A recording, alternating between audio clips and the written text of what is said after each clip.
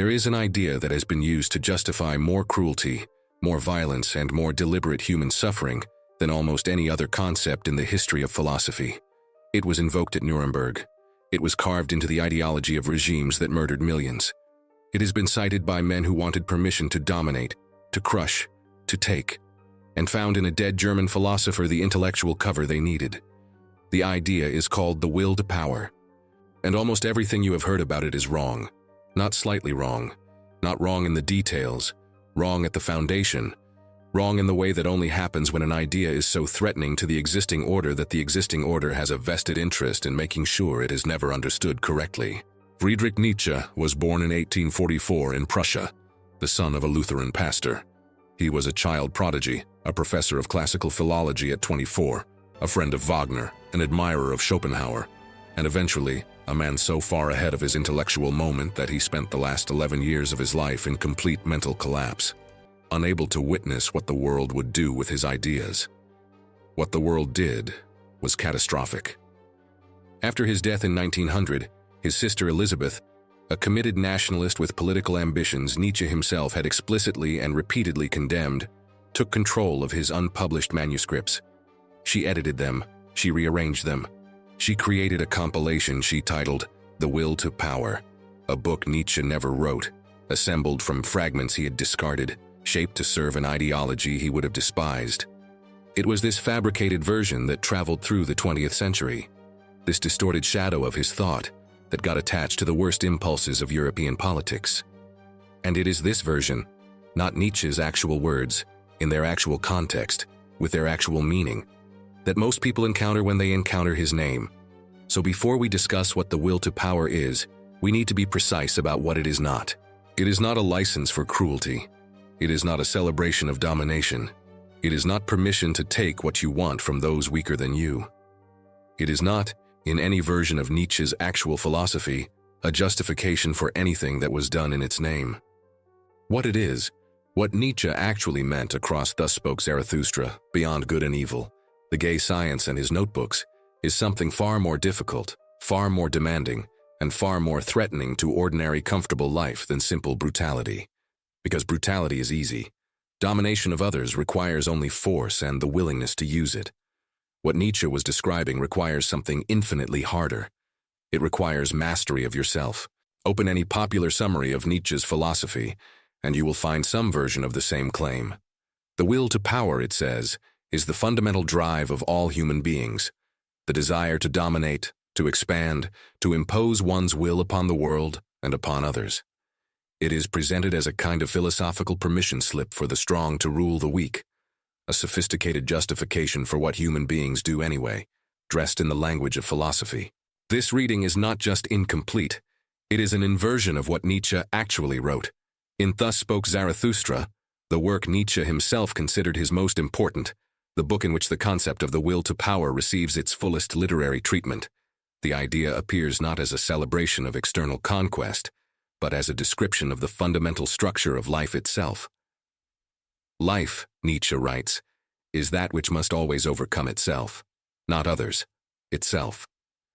The will to power in its original formulation is not a drive toward domination of the external world. It is the drive toward self-overcoming, the force that pushes a living thing beyond what it currently is toward what it could become. It is, in its deepest sense, a creative impulse. The sculptor who destroys the block of marble to reveal the form within. The thinker who dismantles his own previous convictions because they are no longer adequate to the truth he is pursuing. The person who chooses the harder path not because it is required, but because the easier path would leave something essential undeveloped. This is the will to power. Not the boot on someone else's neck. The chisel against your own unformed stone.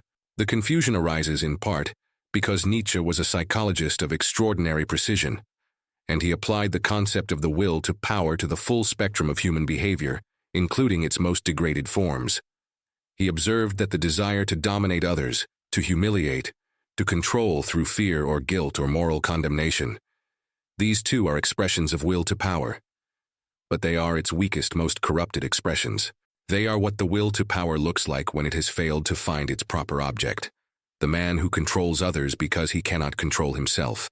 the ideologue who imposes his values on the world because he has not had the courage to examine whether those values are truly his own, the moralist who condemns in others what he cannot face in himself. Nietzsche saw all of these clearly, and what he saw was not strength. What he saw was the will to power turned outward in compensation for an inner defeat. Real power, in Nietzsche's framework, moves inward before it moves outward. It begins with the most difficult territory any human being will ever face, the territory of the self, its own contradictions, its own inherited beliefs, its own comfortable lies, its own carefully maintained weakness disguised as virtue. This is why the distortion of his philosophy was so convenient for those who distorted it. Because the real version asks something of you. It asks you to turn the full force of your will not against the world, but against everything in yourself that is still unexamined, still inherited, still cowardly, still small. That is a far more demanding philosophy than simple domination, and it is a philosophy that serves no political movement, no ideology, no system that depends on followers who do not think for themselves, which is precisely why it was rewritten. In the third part of Thus Spoke Zarathustra, Nietzsche writes one of the most demanding sentences in the history of philosophy. He writes, "Man must be surpassed, not other men, not the weak, not the inferior, not those who stand in your way. Man, the category itself, the current version of the human being, the thing you are right now, must be surpassed. By you, through you, because of the force that moves through you when you stop accepting what you are as the final version of what you could be. This is the will to power in its truest form. Not a destination, but a direction. Not a state to be achieved, but a pressure to be maintained. The constant, uncomfortable, often painful pressure of becoming against the inertia of remaining.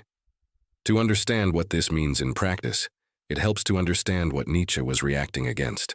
He was writing in the 19th century, in a Europe saturated with what he called herd morality, the system of values produced not by strength or genuine reflection, but by the accumulated resentment of those who had found safety in numbers, a morality that celebrated meekness, self-denial, and conformity, not because these things were genuinely noble, but because they were useful for keeping large numbers of people manageable and predictable. A morality, in other words, that served the herd at the expense of the individual, who might otherwise break free of it. The will to power is Nietzsche's answer to herd morality. It is the force in the individual that refuses the comfort of inherited values, that demands the harder work of self-examination, that insists on creating rather than merely inheriting the principles by which one lives. This is not selfishness in the ordinary sense. It is not license to ignore others or to treat the world as raw material for personal ambition. It is something more precise and more demanding, the refusal to live at a level below what you are genuinely capable of, and the willingness to pay whatever that refusal costs. The cost is significant, because what stands between any person and the full expression of their will to power is not primarily the external world. It is the internal world. The accumulated weight of fear, of habit, of other people's expectations absorbed so early and so completely that they feel like one's own convictions. The opinions that were handed to you before you were old enough to question them. The identity that was constructed for you by family, culture, religion, class, and that you have been defending ever since, not because it is truly yours, but because dismantling it would leave you with the terrifying freedom of having to build something in its place. Nietzsche called this terrifying freedom the open sea. In The Gay Science, he describes the moment when a person truly internalizes that the old values no longer hold, that God is dead, that the moral framework inherited from centuries of Christianity has collapsed under the weight of honest examination, and finds themselves suddenly unmoored, without the familiar landmarks, facing a horizon with no fixed points. He does not describe this as liberation in any simple sense. He describes it as dangerous, vertiginous, and absolutely necessary. The will to power is what allows a person to stand at that open sea without turning back. It is the force that says, I will not return to the comfortable shore of inherited belief simply because the open water frightens me. I will learn to navigate without the old maps. I will build new ones from my own experience, my own suffering, my own hard-won understanding of what is actually true. That is self-mastery. Not the absence of fear, but the refusal to be governed by it.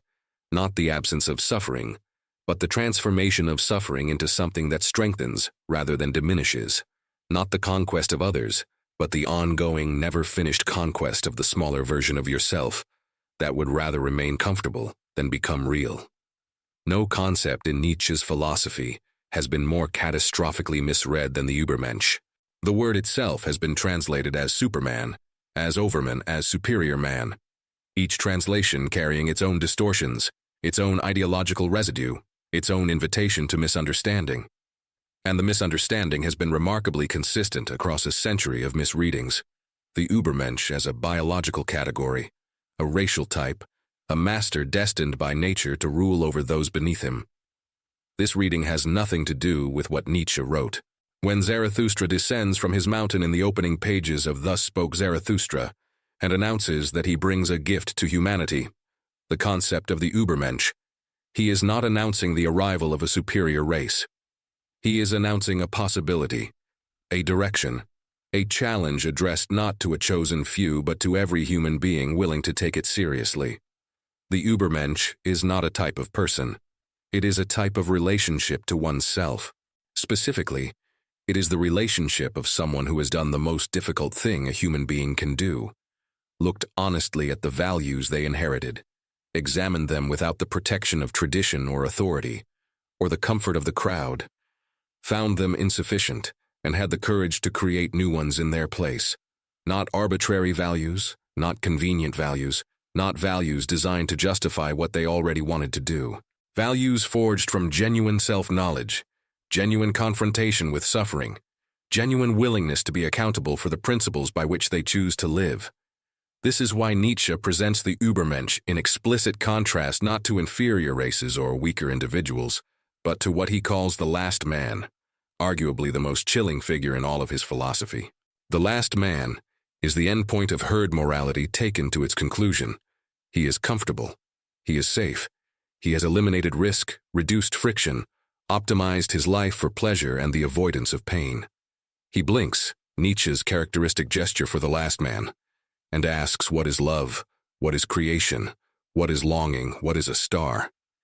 He has no answer for any of these questions because he has organized his entire existence around never needing to ask them. The last man is not unhappy. That is what makes him so disturbing.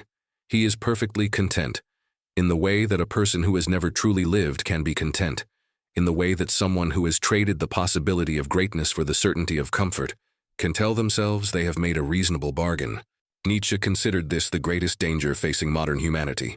Not violence, not tyranny, not the cruelty of the strong, but the slow, voluntary descent into a life so optimized for comfort that it has no room left for anything that actually matters. No room for creation. No room for genuine love, which always involves risk. No room for the kind of suffering that transforms rather than merely diminishes. The Übermensch is the answer to the last man. Not a superhuman being from the future, but a possibility available right now to anyone willing to pay the price of genuine self-overcoming.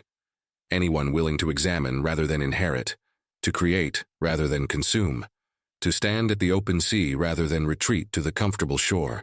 The reason this concept was so easily weaponized by those who came after Nietzsche is precisely because it was stripped of its inward dimension. When you remove the requirement of self-overcoming, when you keep the idea of superiority, but discard the idea that superiority must be earned through the hardest internal work, what you are left with is simply a permission structure for whoever has the most power to declare themselves the Übermensch by definition. This is what Elisabeth Nietzsche and those who followed her did. They took a concept that demanded everything of the individual who claimed it and turned it into a flattery directed at those who demanded everything of others. It was a perfect inversion, and it has cost us a century of clarity about what Nietzsche was actually trying to say. Philosophy that cannot be lived is not philosophy. It is decoration. Nietzsche understood this better than almost any thinker who came before or after him. His writing is not the writing of a man constructing abstract systems from a comfortable distance. It is the writing of a man in physical pain, plagued by migraines, by failing eyesight, by a body that seemed determined to resist him at every turn, who chose, repeatedly and deliberately, to transform that resistance into thought, who lived, in the most literal sense, what he was writing about. So what does the will to power look like outside the pages of philosophy? What does it look like in the ordinary texture of a life? In the decisions made before breakfast, in the relationships sustained or abandoned, in the small daily confrontations between what a person is and what they are capable of becoming. It looks like this.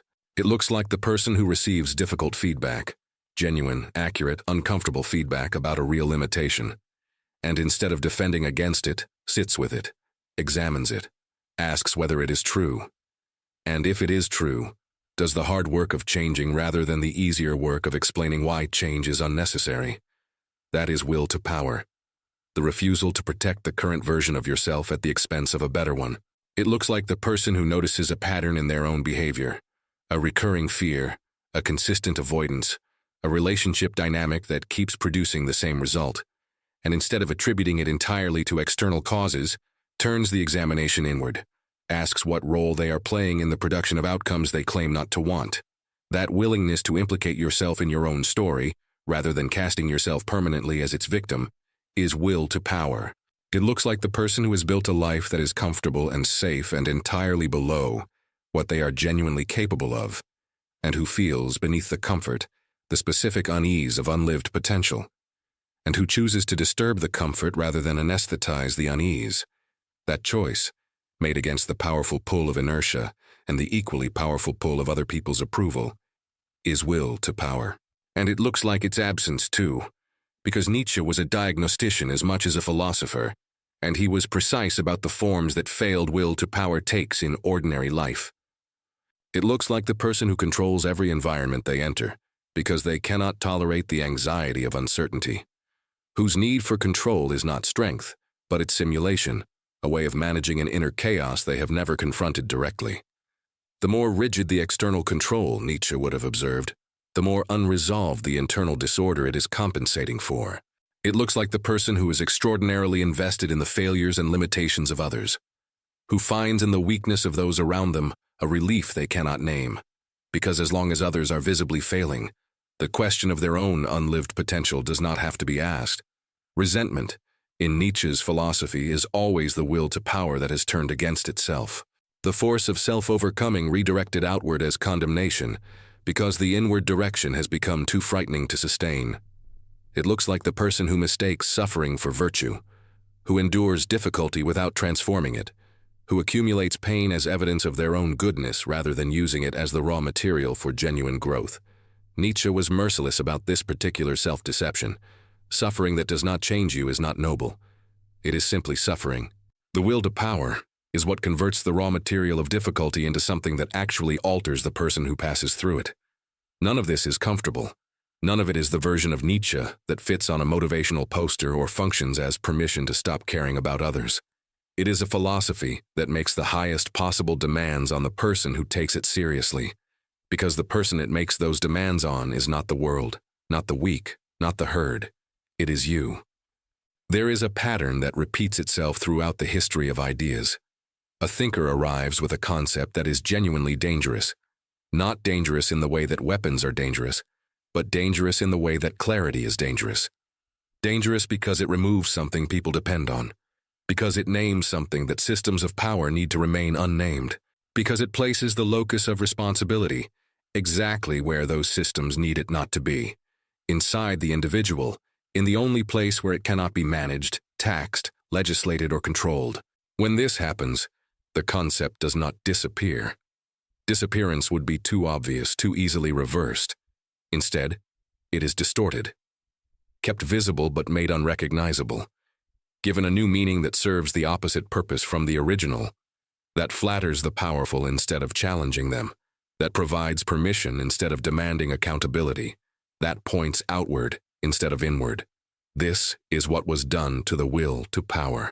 The original concept said, the measure of a human life is not what it accumulates or whom it defeats, but how completely it overcomes itself, how honestly it examines the values it inherited, how courageously it creates the values it actually lives by, how fully it converts suffering into growth, resistance into strength, limitation into the specific pressure that produces something real. The distorted version said, the strong may do as they wish. Power justifies itself. Dominion over others is the natural right of whoever can seize it. One of these versions is useful to people who want followers. The other is useful only to people who want to become something. and the version that was handed down through the 20th century, the version attached to Nietzsche's name in popular culture, in political rhetoric, in the lazy shorthand of people who have never opened one of his books, was predictably the first one. Because the second one cannot be institutionalized. It cannot be made into a movement, because it begins and ends with the individual. It cannot be used to justify external power, because it is entirely concerned with internal power. It cannot comfort the mediocre, because it refuses to pretend that comfort and genuine life are compatible. It cannot serve the herd, because its entire point is the courage to step outside the herd, not to dominate it, but to stop being defined by it. Nietzsche spent his productive life writing for an audience he knew did not yet exist. In one of his final lucid letters, he described himself as a philosopher writing for a century that had not yet arrived. He was not wrong. The century that received his work was not ready for it. Not because it lacked the intelligence to understand it, but because it lacked the honesty to accept what understanding it would require. It would require looking at yourself without the protection of inherited belief, without the comfort of a moral framework that tells you in advance what is good and what is evil, who is saved and who is condemned, what you owe to the group and what the group owes to you. It would require standing at the open sea, that vertiginous, terrifying, necessary open sea, and choosing to sail rather than retreat. Most people, in Nietzsche's century and in ours, choose to retreat. They find a shore that looks different from the one they left and call it freedom. They adopt new herd values and call them individual conviction. They perform self-improvement while leaving the fundamental self entirely unexamined. The will to power, the real one, the one Nietzsche actually wrote, does not allow this. It has no patience for performance. It is interested only in the thing itself, the actual, ongoing, never completed work of becoming someone whose life could not have been lived by anyone else. That work has no finish line. It has no moment of arrival. It has only the direction, always forward, always inward, always deeper into the territory that is most difficult precisely because it is most yours. Nietzsche called it self-overcoming. You can call it whatever you want, but you already know what it feels like when you are doing it, and you already know what it feels like when you are not. The difference between those two feelings is the only philosophy that has ever mattered.